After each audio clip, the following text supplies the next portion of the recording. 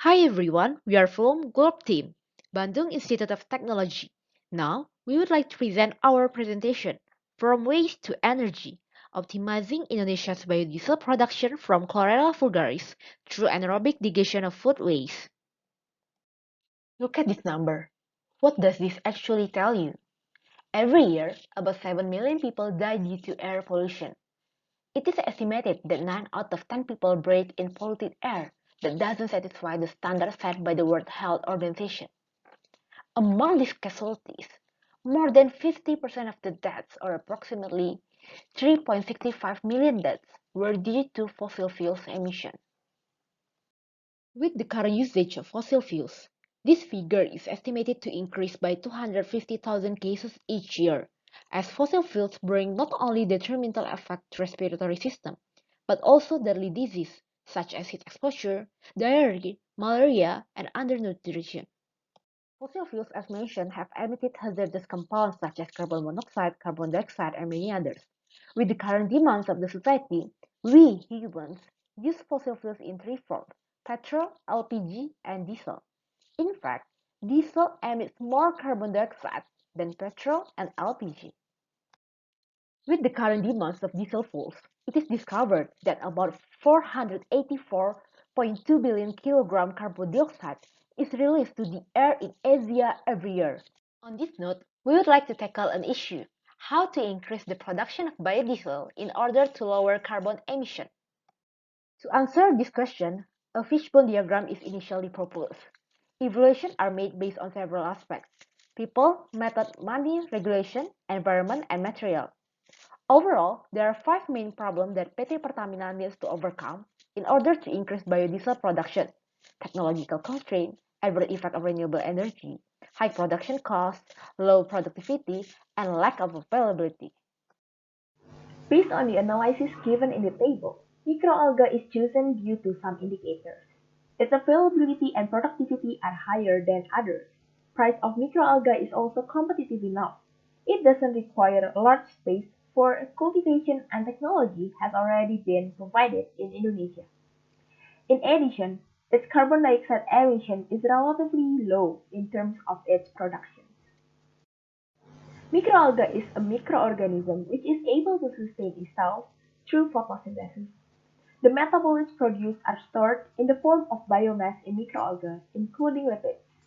There have been some species known to accumulate lipids better than other microalgae, which is Chlorella vulgaris, that has the potential to produce biofuels commercially considering the lipid productivity, lipid content, and the availability in Indonesia.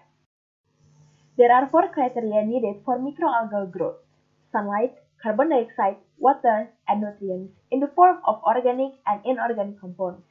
On the other hand, wastewater has always been known to be rich in organic and inorganic compounds as well as carbon dioxide. As it turns out, microalgae's cosmopolitan nature allows it to thrive well even in the most dissatisfying environment, which consists of hazardous components, making wastewater an ideal environment for its growth. Now, which wastewater are we talking about specifically? Wastewater alone may be ideal, but can we actually maximize its potential? Yes, we can.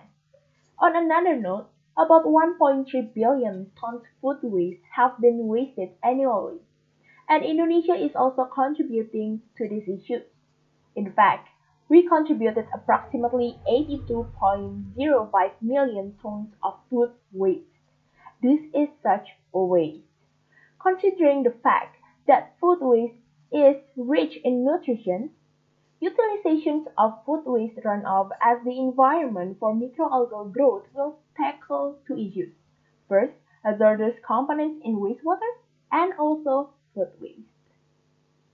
Bearing these factors in mind, Globe Team came up with a solution: cultivating Chlorella vulgaris in food waste runoff through anaerobic digestion to produce biofuels. Firstly, we will mix food waste runoff from the suppliers with domestic wastewater in the homogenization tank in the ratio of 9:1. Next, this runoff will go to the photobioreactor which has already contained the inoculum. This inoculum serves as a starter culture that has been previously developed by growing Chlorella vulgaris in modified Bristol medium. The photobioreactor is also injected with carbon dioxide to increase the carbon component that will be utilized by microalgae for growth. The harvest will be stored in storage tank before going to lamellar settler. The microalgae will be harvested after 5 days through lamellar settler. Then, the mixture will undergo pre-treatment process, which includes thickening, thermal pre-treatment, and homogenization. After that, the mixture will go to 3 units of anaerobic digesters. Each of these anaerobic digesters will be equipped with temperature sensor, pH sensors, gasometer, digested tank, and valves. This process will occur for 20 days. For each anaerobic digester, 981.65 liters biofuel will be produced, 120.74 liters of which is biomethane and the rest are of biodiesel. Since there are 20,000 integrated systems, subsequently we will have 20,000 photobioreactors and 60,000 anaerobic digesters. Each system will undergo 48 cycles in a year. And thus, we'll be able to produce 942 million liters of biofuel each year, meaning that we will have fulfilled 10% of Indonesia's biofuel demand. To ensure the viability of the process, the proposal will also include several stakeholders. Researchers will help Pertamina in research for product development.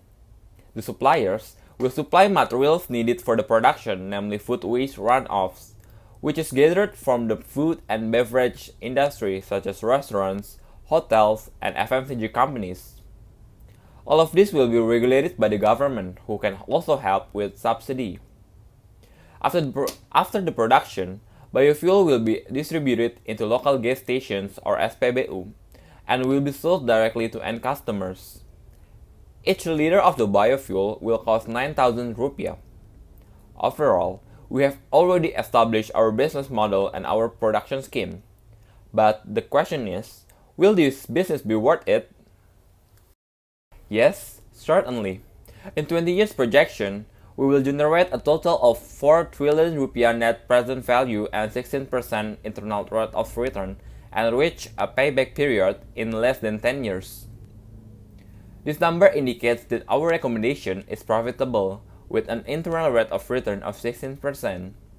That is above the average of renewable energy internal rate of return across Europe for 8% on average within 10 years. We may have already established the business model, but how impactful will the proposal be? For food waste, we will reduce 16.63% of the food waste that is supposedly converted through anaerobic digestion. In CO2 reduction, it will be more specific towards the acceleration of the 29% greenhouse gas emission as pledged by Indonesia in the Paris Agreement. With the current efforts and our proposal, we will be able to accelerate this goal by 89.74%. Socially, Chlorella vulgaris will offer not only a novel source of food to Indonesian citizens, but also health benefits since Chlorella vulgaris acts as a supplement to boost our immunity. All in all, the proposal aims to utilize Chlorella vulgaris to produce biodiesel. The high lipid productivity of Chlorella vulgaris is able to produce 942.39 million liters of biofuel each year. The total production of the biofuel itself is taking the consumption of food waste and carbon dioxide, which enable this alternative to be environmentally friendly and sustainable. This proposal will also gain a payback after 6.5 years with an IRR of 16%, which usually for chemical plants taking up 10 years with a 10% of IRR. More importantly, these activities will be monitored through a Gantt chart, making this business accountable. Our proposed solution is able to make Pertamina contribute to Indonesia achieving a 23% renewable energy target by 2025. Not only that, this solution is also able to make global impacts in meeting the Sustainable Development Goals number 7, 11, 13, and 17. So, what are you waiting for? Let's reduce waste and support the gas emission reduction with us.